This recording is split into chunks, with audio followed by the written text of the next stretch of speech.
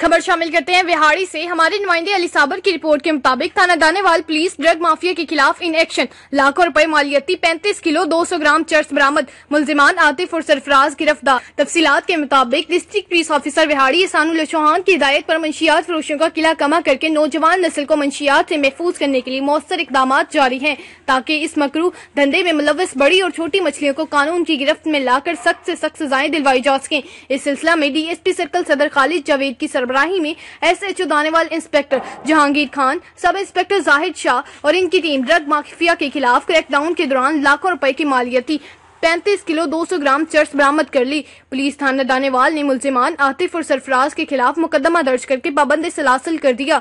SHO थाना दानेवाल जहांगीर खान ने press briefing के दौरान मीडिया को बतलाया कि मुलजिमान इंतहाई चालाक थे और मंशियात को गाड़ी की पेट्रोल वाली टैंकी में भी अल्टरेशन के छुपा रखा था, लेकिन मुलजिमान कितने ही चालाक और बाअसर क्यों न हो, कानून की गिरफ्त से नहीं बच सकते। जराइम पेशा अफराद को मुत्तकी अंजाम तक पहुंचाने के लिए तमाम तर वसाइल बरोकार लाए जा रहे हैं और इलाका को ड्रग फ्री बनाने के लिए शब ओवर्स क्रैकडाउन जारी रहेगा।